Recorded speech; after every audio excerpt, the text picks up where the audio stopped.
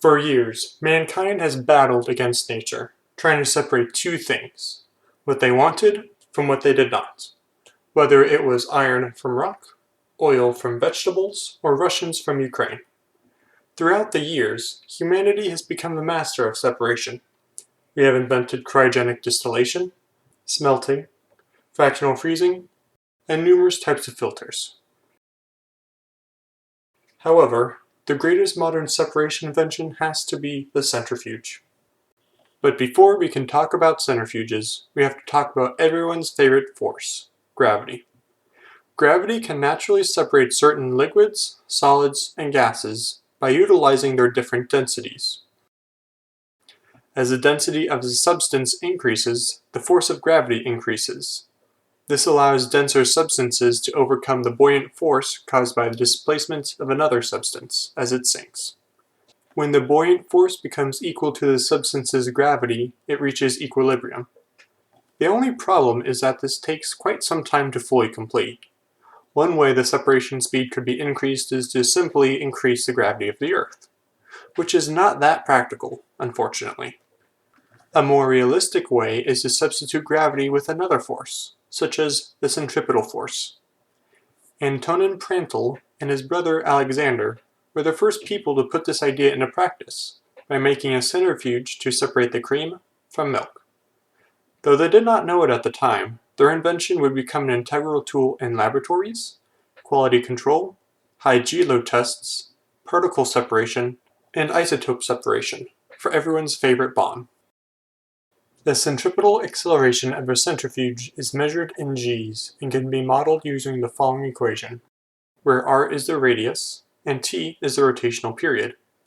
This is a modified version of this equation used when the rotational period and the radius are known. We can see that the acceleration increases when the radius increases and when the rotational period decreases. This is why centrifuges typically have a low rotational period and the highest radius possible. Because of these criteria, it was tough to find something to be used as a centrifuge for this experiment. I eventually settled on using a bike as a centrifuge and a small pill bottle as a container for the mixture. I put the bottle on the bike with a radius of 1 foot and the bike wheel rotated at a maximum of 0.149 seconds per revolution. This would make the peak G load 55 Gs, but the average was about 30 Gs. I did 2 tests with shake mix and water with the bike centrifuge and 1 with gravity. Each bike centrifuge test was a minute long, and here it is compared to the time the shake mix naturally settled. The centrifuge was about 60 times faster than gravity. Though the centrifuge makes the separation process easier, neither it nor gravity fully separated the shake mix. As you can see here, the water is still cloudy. Here is a video from one of the experiments at 1/8 speed. Look at that pill bottle go! Now for some interesting centrifuge facts. There is a special type of centrifuge called an ultracentrifuge that can spin its rotor up to 1 million G. That's 9,800 kilometers per second squared, or 0 to 60 in 9.85 milliseconds.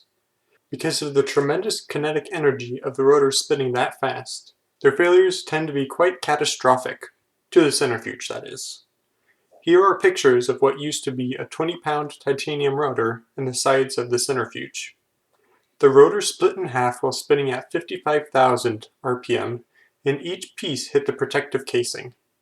Metal fatigue, which occurs when metal is subjected to repeated high loads and fractures develop, is the most common cause of these failures.